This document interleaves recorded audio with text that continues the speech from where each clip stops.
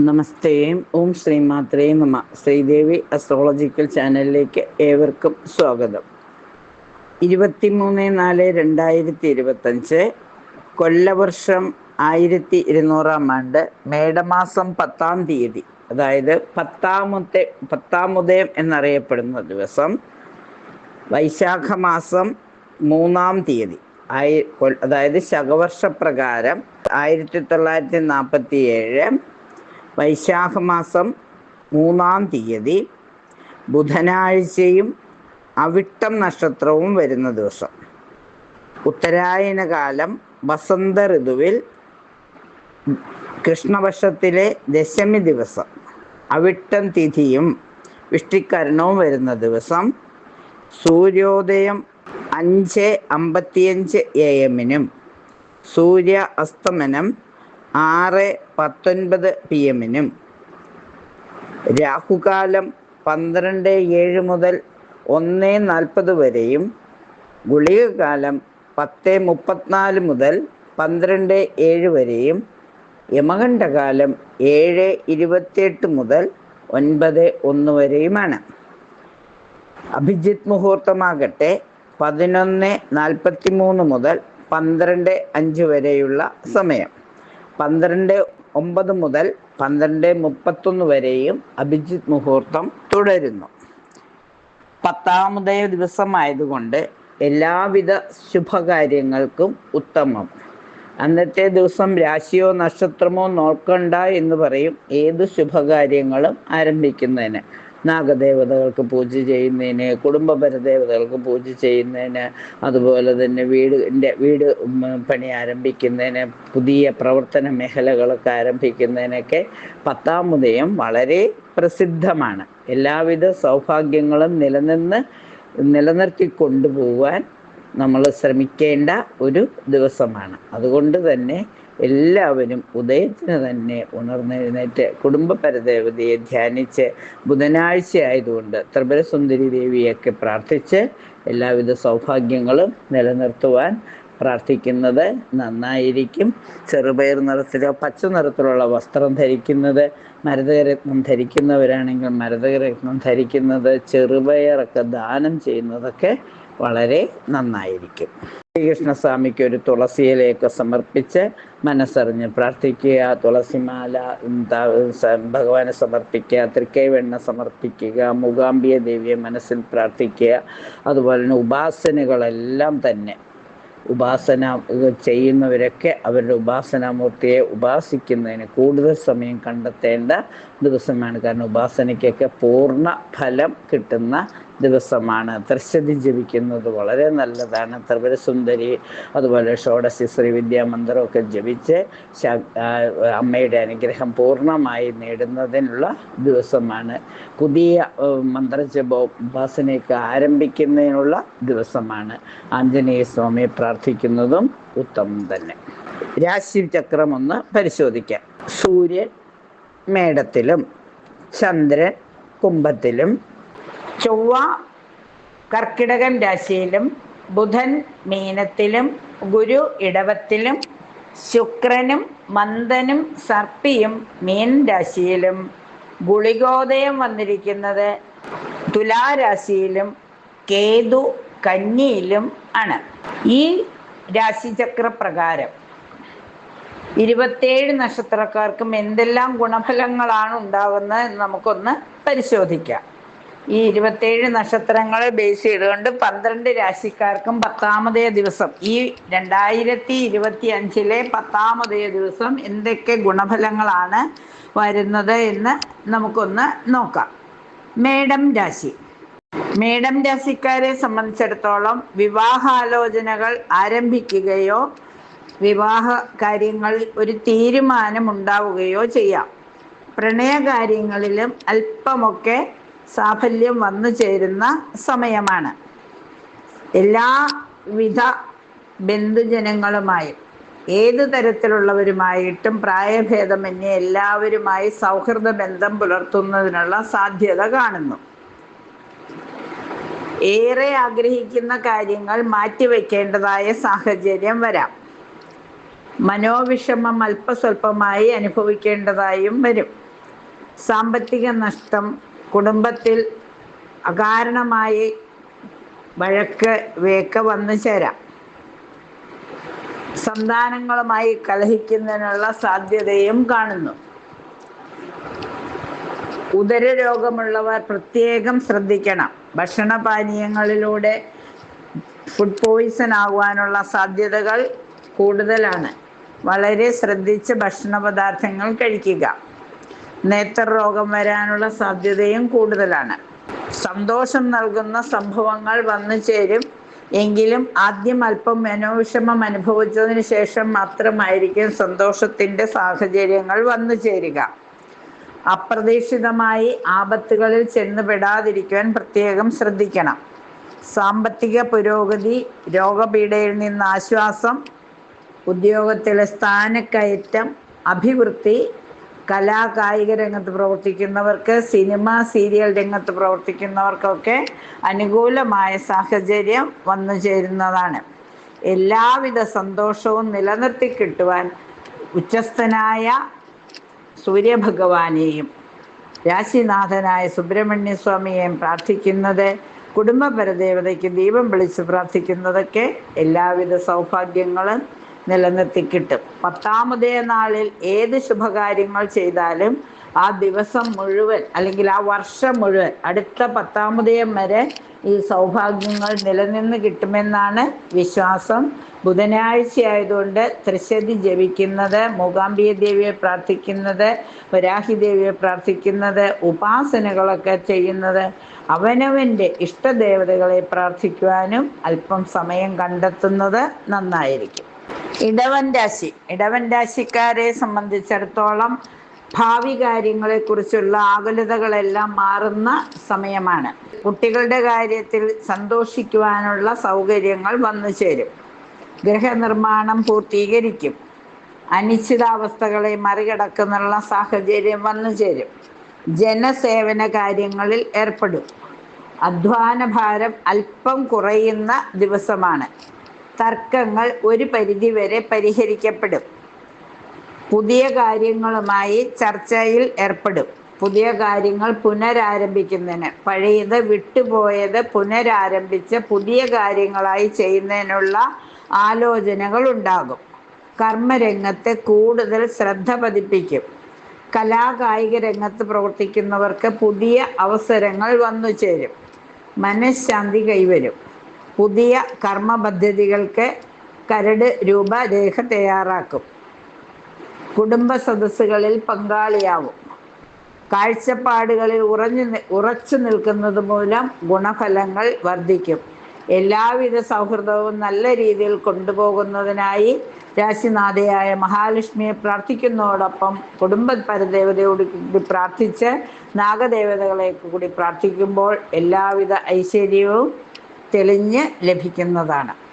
മിഥുനം രാശിക്കാരെ സംബന്ധിച്ചിടത്തോളം അവഗണിച്ച കാര്യങ്ങൾ പരിഗണിക്കപ്പെടും. ജീവിതത്തിൽ വരുത്തുന്ന ചിട്ടകൾ അല്പം ഗുണം ചെയ്യുന്നതാണ്. സഞ്ചാരക്ലേശം വർദ്ധിക്കും.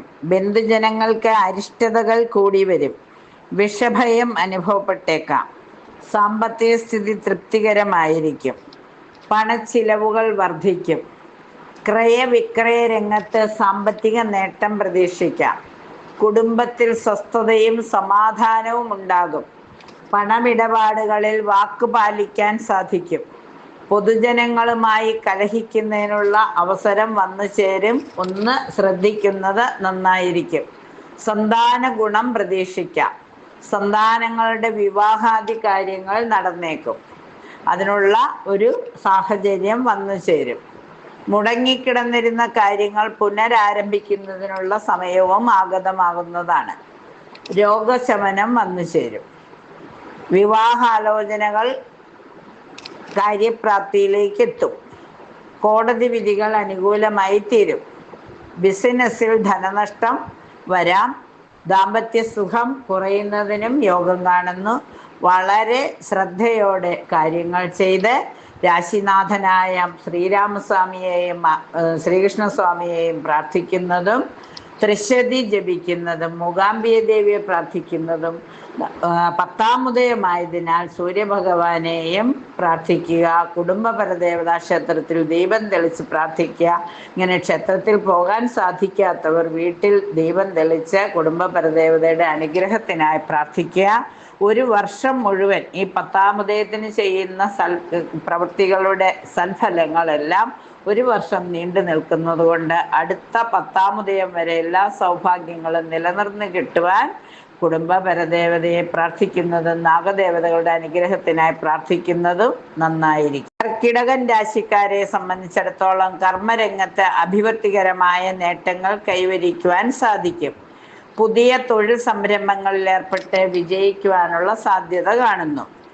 ആത്മീയ കാര്യങ്ങൾക്കായി കൂടുതൽ പണം ചെലവഴിക്കുന്നതിനുള്ള സാഹചര്യം ഉണ്ടാകും. വിദ്യാർത്ഥികൾക്ക് അനുകൂലമായ പഠനത്തിനുള്ള സാഹചര്യം തെളിഞ്ഞു വരും. ഉദ്യോഗാർത്ഥികൾക്ക് നിയമന ഉത്തരവുകൾ ലഭിക്കും. സർക്കാർ ജീവനക്കാർക്ക് പ്രമോഷനും സ്ഥലമാറ്റത്തിനുമുള്ള സാധ്യത തെളിഞ്ഞു വരുന്നു. രാഷ്ട്രീയ രംഗത്ത് പൊതുജന പിന്തുണ വർദ്ധിക്കുന്ന സമയമാണ്. ആരോഗ്യസ്ഥിതി മെച്ചപ്പെടും.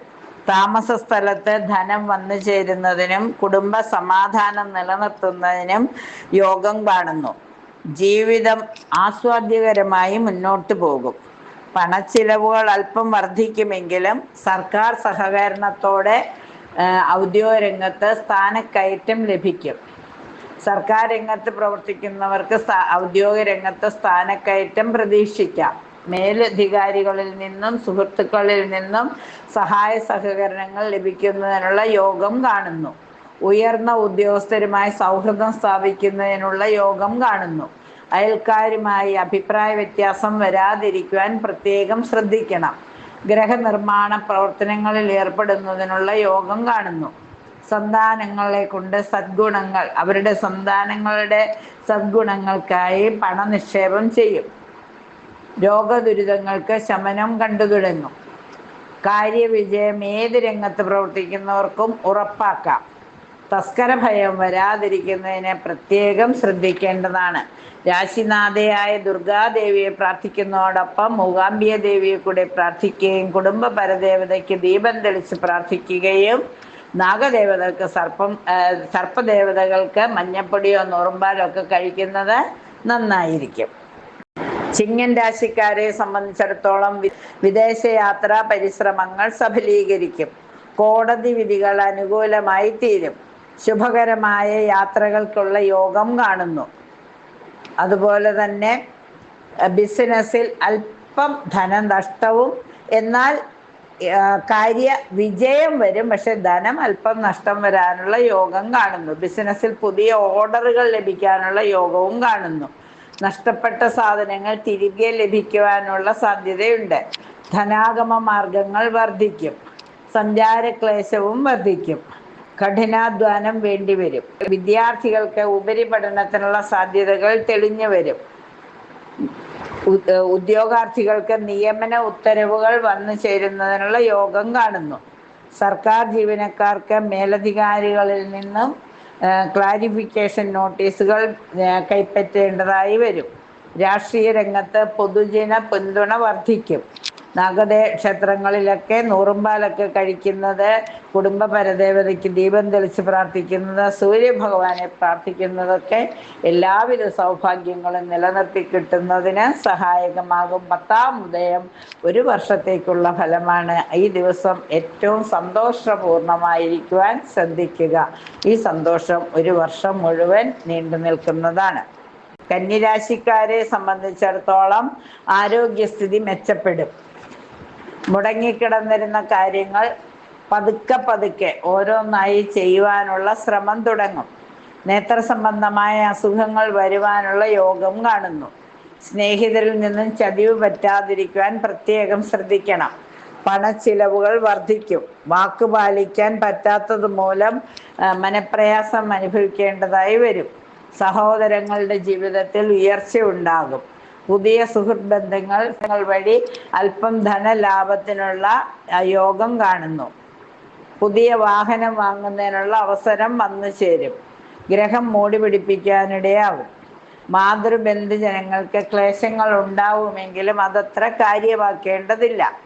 സന്താനങ്ങൾ മൂലം സന്തോഷം വരുവാനുള്ള യോഗം കാണുന്നു. വിവാഹാലോചനകൾ ഫലപ്രദമായി വന്നു ചേരുന്നതാണ്. കടബാധ്യതകൾ വർദ്ധിക്കുന്നതിനുള്ള യോഗവും വന്നു ചേരും. വിവാഹത്തിന് അല്പം കാലതാമസം നേരിടുമെങ്കിലും വിവാഹ കാര്യത്തിൽ അനുകൂലമായ സാഹചര്യങ്ങളും സംഭാഷണങ്ങളും ഉണ്ടാകും. തടസ്സപ്പെട്ടിരുന്ന കാര്യങ്ങൾ ഒന്നൊന്നായി ചെയ്യുമ്പോൾ ഏതിന് പ്രാധാന്യം കൊടുക്കണമെന്നുള്ള ഒരു ലിസ്റ്റ് തയ്യാറാക്കുന്നത് നന്നായിരിക്കും. അപകട ദുരിതങ്ങളിൽ നിന്നും ഈശ്വരാധീനത്തിൽ രക്ഷപ്പെടും. അതുപോലെ പുതിയ പുതിയ തൊഴിൽ സംരംഭങ്ങളിൽ ഏർപ്പെട്ട് വിജയിക്കുന്നതിനും ഏത് കർമ്മരംഗത്ത് പ്രവർത്തിക്കുന്നവർക്കും അംഗീകാരവും പ്രോത്സാഹനവും ലഭിക്കുന്നതിനുള്ള യോഗം കാണുന്നു. രാശിനാഥയായ മൂകാംബിക ദേവിയെ പ്രാർത്ഥിക്കുന്നതോടൊപ്പം കുടുംബ പരദേവതയുടെ പ്രാർത്ഥിച്ച് നാഗദേവതകൾക്ക് മഞ്ഞപ്പൊടിയൊക്കെ സമർപ്പിച്ച് ദീപമൊക്കെ തെളിച്ച് പ്രാർത്ഥിക്കുമ്പോൾ എല്ലാവിധ സന്തോഷവും നിലനിന്ന് കിട്ടുന്നതാണ്. എല്ലാ രാശിക്കാരെ സംബന്ധിച്ചിടത്തോളം ആരോഗ്യസ്ഥിതി മെച്ചപ്പെടും.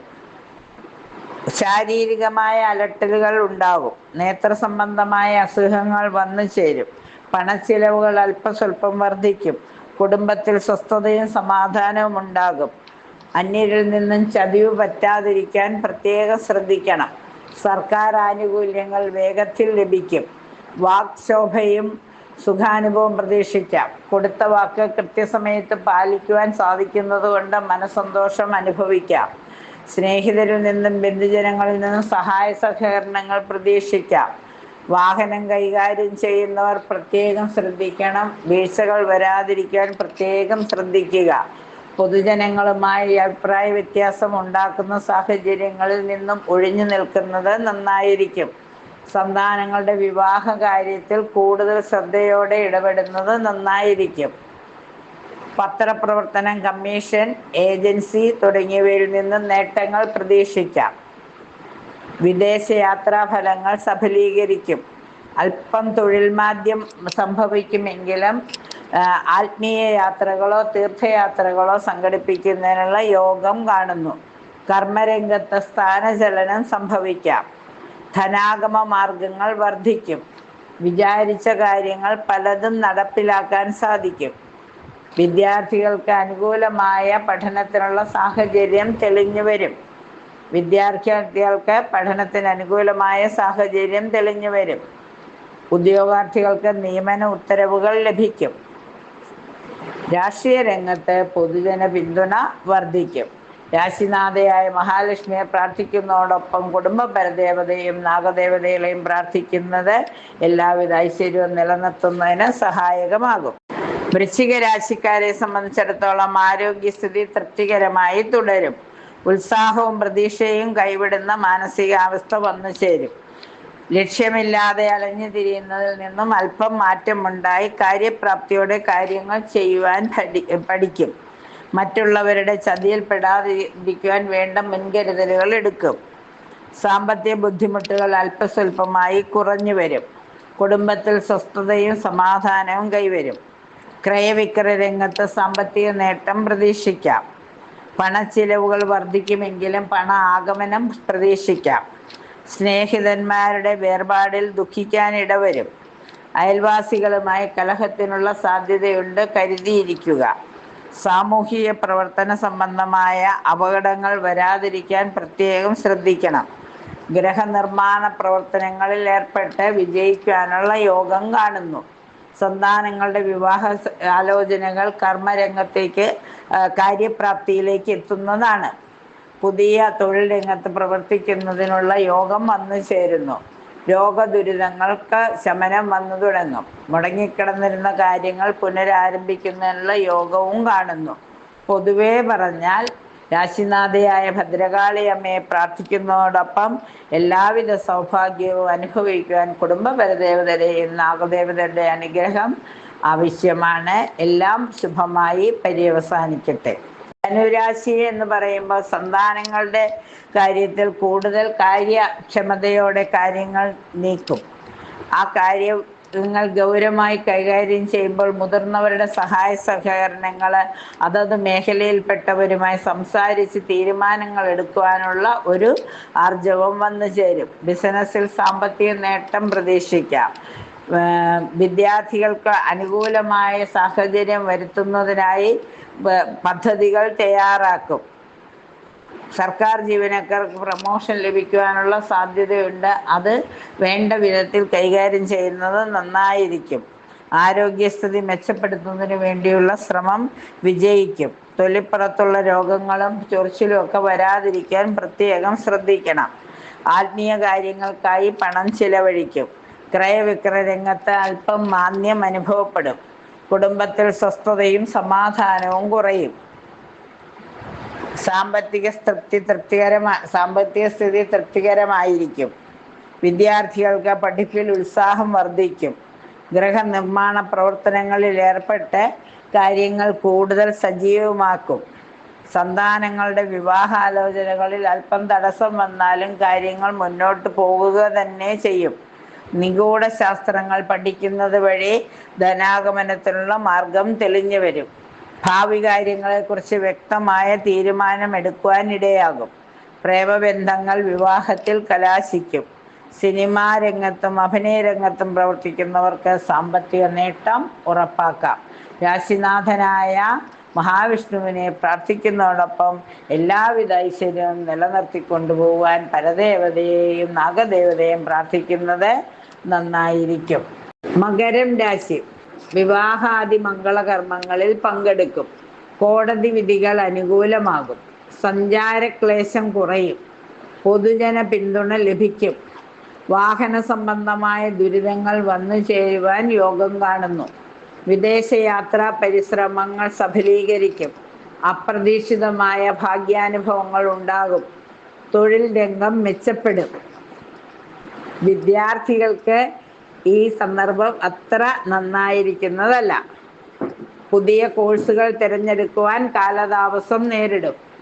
സർക്കാർ ജീവനക്കാർക്ക് പ്രമോഷനും സ്ഥലം മാറ്റവും ലഭിക്കും. ദൈവാധീനം കുറഞ്ഞിരിക്കുന്ന സമയമായതിനാൽ കൂടുതൽ പ്രാർത്ഥനകൾ ആവശ്യമാണ്.